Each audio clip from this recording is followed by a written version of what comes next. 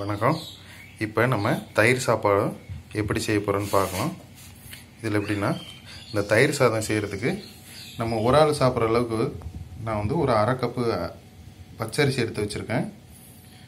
அதுக்கப்புறம் வந்து பால், சரிங்களா? அதுக்கு தேவையான பொருள் வந்து கடுகு, உளுந்தம்பருப்பு, கருவேப்பிலை, இஞ்சி பொடிசாக நறுக்கி வச்சுருக்கேன், 2 பச்சை மிளகாய் நறுக்கி வச்சுருக்கேன். இது காரம் இல்லாது, அதனால் 3 பச்சை மிளகாய் வச்சுருக்கேன், கொஞ்சம் கொத்தமல்லி. இப்போ நம்ம பார்க்கலாம். இந்த அரிசியை நல்லா கழுவி ஒரு குக்கரில் வேக வச்சாலும் சரி, நீங்கள் பாத்திரத்தில் வேக வச்சாலும் சரி, ஆனால் அந்த பாலில் தான் இப்போ வேக வைக்கணும், சரிங்களா? இது வந்து பால் சோறு மாதிரி செஞ்சிடணும். செஞ்சுட்டு நீங்கள் என்ன பண்ணுறீங்கன்னா, நாளைக்கு காலையில் சாப்பிட்ணுன்னா அது இன்றைக்கி நைட்டு நீங்கள் இந்த சாப்பாடு செய்யணும். அதுதான் உண்மையான தயிர் சோறு. நம்ம ரெடிமேடாக செய்யணுன்னா அப்படியே தயிருக்கு சாப்பாடை குழச்சி தயிரை பண்ணிக்கலாம். ஆனால் வந்து உண்மையான தயிர் சோறுன்னா இன்றைக்கி நைட்டு நம்ம வந்து இந்த அரிசியை வேக வச்சு அதில் பால் ஊற்றி அதில் ஊற்றணும். ஊற்றுறது தயிருக்கு ஊற்றுவீங்களா, அது மாதிரி தயிருக்கு ஊற்றுனீங்கன்னா இந்த சாப்பாடு வந்து உங்களுக்கு வந்து தயிராக மாறிடும். பாருங்கள், நான் வந்து செஞ்சு வச்சுருக்கேன் பாருங்கள்.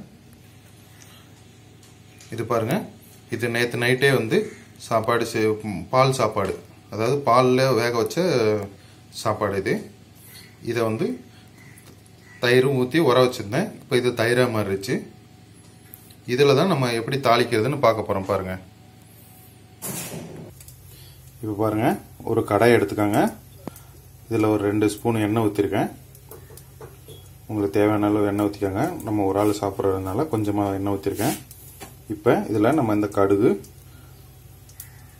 அந்த உளுந்தம்பருப்பு இது போடலாம்.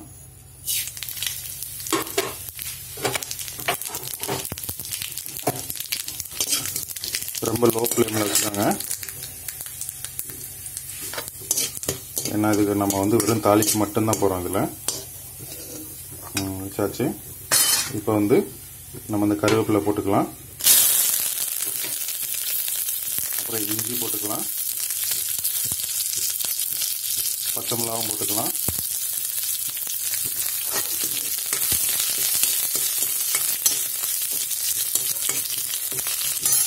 இங்கே பாருங்கள், நம்ம தயிர் சாப்பாடோட தாளிப்பு ரெடி ஆயிடுச்சு. இப்போ நம்ம இந்த தயிரில் ஊற்றிடலாம். அவ்வளோதான், ஸ்டவ் ஆஃப் பண்ணிடுங்க. தயிரில் ஊற்றலாம். இப்போ பாருங்கள், நம்ம தயிர் சாப்பாடு ஆல்ரெடி வந்து நைட்டே ரெடி பண்ணி வச்சுருக்கோம். இதில் வந்து தேவையான அளவு உப்பு போட்டு நீங்கள் வந்து பார்த்துக்கோங்க. இப்போ நம்ம தாளிச்சதை போட போகிறோம். போட்டு நல்லா கிளறி விட்டுக்காங்க, சரிங்களா? கிளறி விட்டால் இது நம்ம தயிர் சாப்பாடு ரெடி ஆயிரும். இப்போ பாருங்கள், நம்ம தயிர் சாப்பாடு ரெடி ஆயிடுச்சு. இதில் கொத்தமல்லி தழை போட்டுக்கலாம். போட்டு நல்லா மிக்ஸ் பண்ணிக்கோங்க. தேவையான அளவு உப்பு பார்த்துக்கோங்க. இதுதான் தயிர் சாப்பாடு செய்கிறது உண்மையான வந்து மெத்தடு. நீங்கள் உடனே செய்யணுன்னா கூட இதை வந்து எப்படின்னா, நீங்கள் வந்து உடனே குக்கரில் வேக வச்சு தயிர் ஊற்றி மிக்ஸ் பண்ணி செய்யலாம். ஆனால் வந்து ஆக்சுவலாக வந்து தயிர் சாப்பாடுனா நைட்டே நம்ம சாப்பாடு செஞ்சு, பால் சாப்பாடுனா வெறும் சாப்பாடு மட்டும் கிடையாது, பாலில் வேக வச்ச சாப்பாடு, அதில் ஊற்றி அது தயிராக மாறணும், சரிங்களா? இதில் வந்து காரத்துக்கு ஏற்ற மாதிரி, காரம் வேணுன்றவங்க வந்து பச்சை மிளகா போட்டுக்காங்க.